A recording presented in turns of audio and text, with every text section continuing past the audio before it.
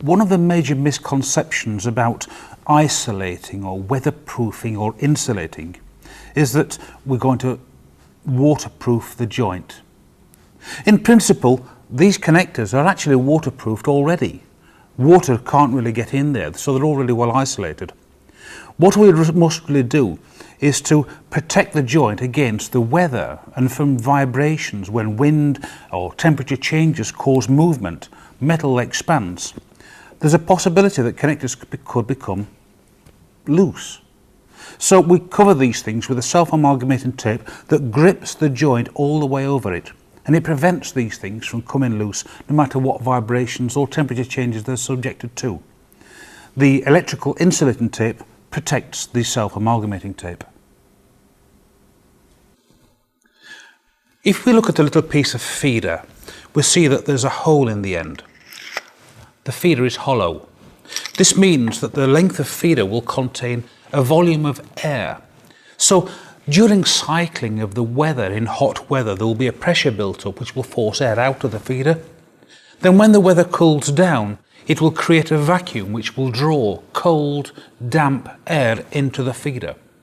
And that moisture can cause corrosion. And if you have two pieces of metal in contact with corrosion, you create a semiconductor junction which will rectify, it will create harmonics, it can cause intermodulation on sites with other transmitters. And in general, you can get a mega failure.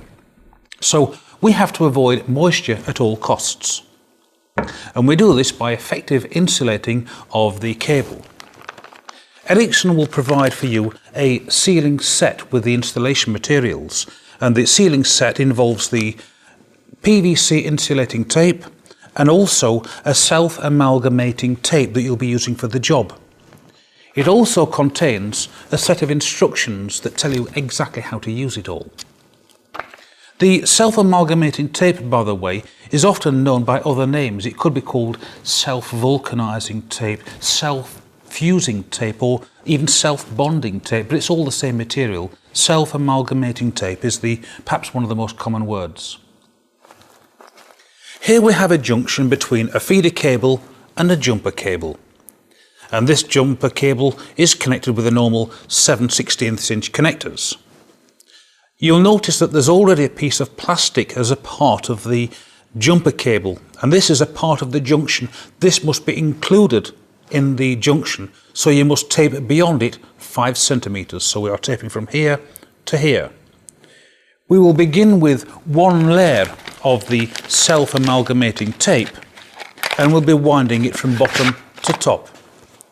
However, this connector, I've left it loose, it should be tightened, but you can see that it's tightened in a clockwise direction. If we now draw the tape in an anti-clockwise direction, it will tend to undo the connector.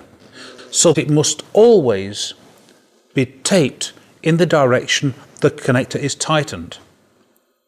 If this jumper cable was to be fitted to, let's say, a TMA, then it will be wound the other direction. But this one is tightened this way, and we're going to wind it from bottom to top in a clockwise direction.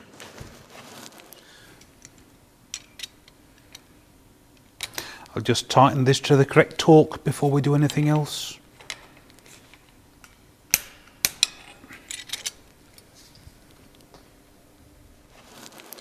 The self-amalgamating tape has got a protective backing, and this prevents the tape layers from fusing together on the roll. And we start off 5 centimeters below, and we begin taping on the way up.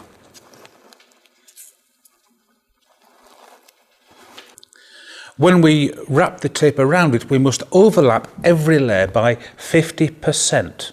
And we must overlap it as we wind up the cable so that the layers overlap on the outside, just like the tiles on a roof. As you can see, while we're binding this, I'm pulling the tape tight and actually stretching the tape so that it fits well into the depressions and the contours of the connector. This is most important so that we can avoid any air pockets or even any channels that will allow air to move in or out of the connection.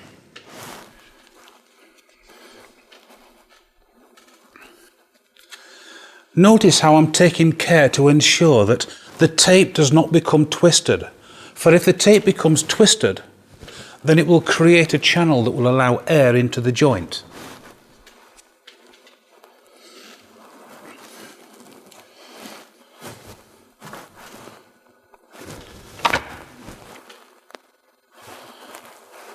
Okay, that's the self-amalgamating tape. It starts 5 centimeters before the junction and it finishes 5 centimeters after the junction on the cable. Every joint is on top of the previous and every lap is overlapping by 50%.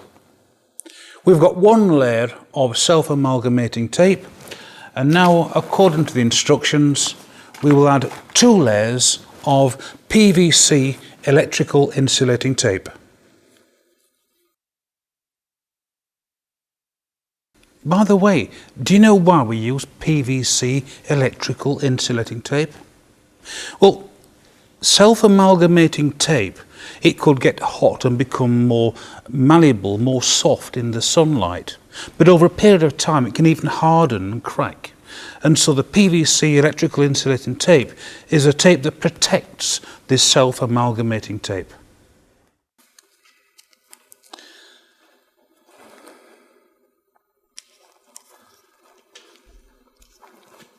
You'll notice how I've started below the level of the self-amalgamating tape. I've started roughly 3 centimeters before the self-amalgamating tape. Again, I'm winding it in the same direction so as to tighten the connector. I'm covering completely the self-amalgamating tape, and every turn is overlapping by 50%.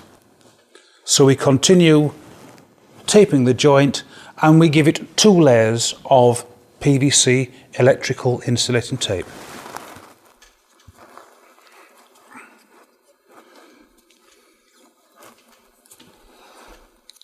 Okay, now I've used the PVC insulating tape. I've gone 3 centimeters over the end. I've not cut the tape off, and I'm going to continue back down again, a second layer of PVC tape. When you are putting the tape on though, don't pull it too tight. If you pull it too tight, then with some of the amalgamating tapes that are available, you can cause them to squeeze out through the joints. With this particular tape though, provided by 3M, there's not much danger of that, but you still should only use enough pressure, enough tension, so that this thing fills in any gaps and the tape is not allowed to fold over. Otherwise it would create an air channel once again. We must avoid that at all costs. So I shall continue back down in the opposite direction, pulling it only as tight as is needed.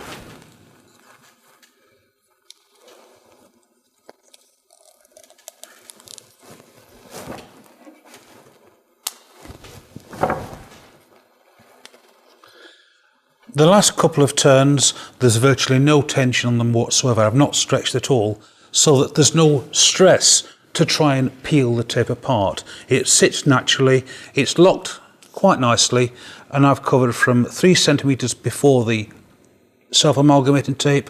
I've gone over the amalgamating tape by 3 centimeters, a little more, it doesn't matter. And then I've come back down the opposite direction so that it's got 2 layers of PVC tape covering the self-amalgamating tape. And there we have a good joint. A good joint properly insulated has got to last for at least 10 years, but if it's properly insulated it could last much longer than this, maybe up to 30 years or so. But 10 years is always the goal. It should last for 10 years.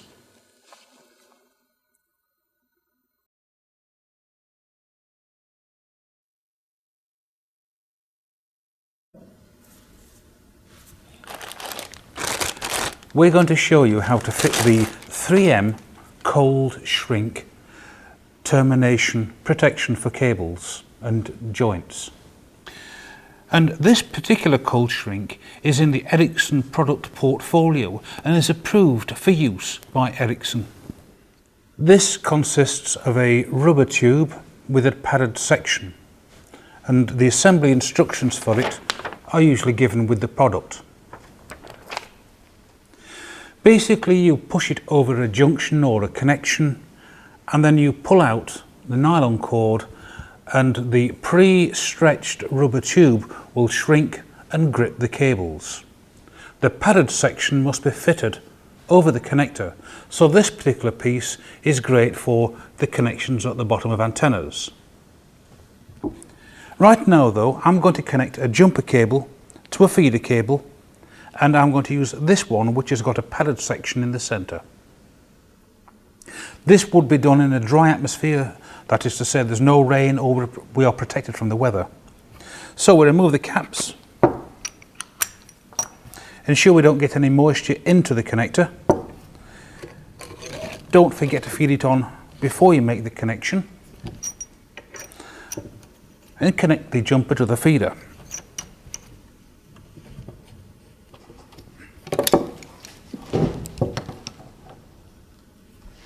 All of these connectors are connected and tightened to a specific torque. This one is no exception.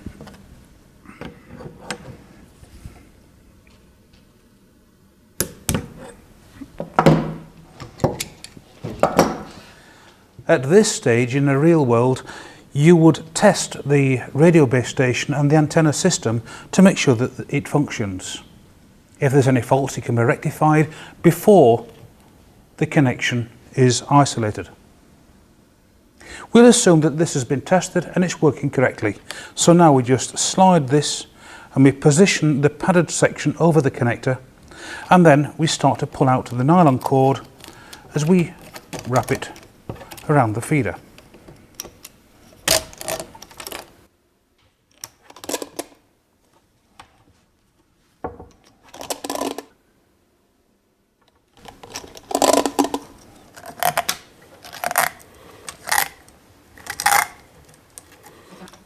From time to time you might get a little bit too much of this nylon band around the cable, so just cut it off and it helps to make life a little easier when you are pulling the thing. Anyway, there we have, we've pulled the nylon band from inside the rubber tube and it's contracted and gripped the joint. The joint is now sealed watertight. Now we're going to isolate the connection to an antenna. It doesn't really matter what it is, it's the fact that this is a connector flush against the surface. And so we're going to use the cold shrink, and we select the one with the padded part at the end. Before we actually fit this permanently, we should actually test that the feeder, jumper and antenna is in fact functioning and that there's no faults on the base station, because it's difficult to take away the sealing if you need to correct a joint. Once again, before we remove the caps, we must make sure that we are in dry weather, or we're at least protected from moisture, because we can't allow moisture to go up these connectors or down these connectors.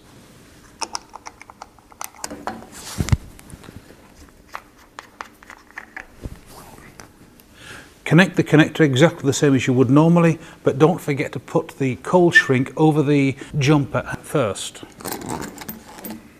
Okay?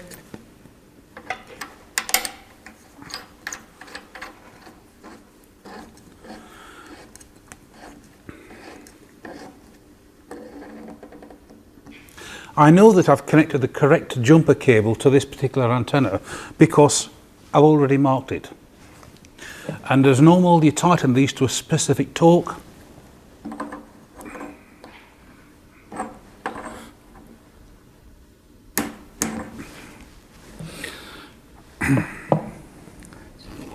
We push the cold shrink over the joint and we hold it up against the bottom of this panel whilst we draw the cord out of the bottom. And the rubber, which has been pre-stressed, will shrink and protect the joint.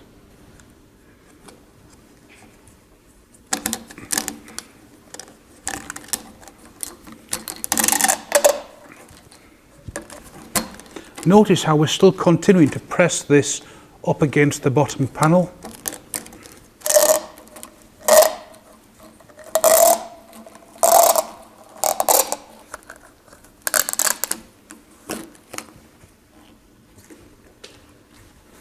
And there we have a properly insulated joint. There's no possibility of water or moisture getting into that. And of course, we have to fit the second jumper cable to RXA.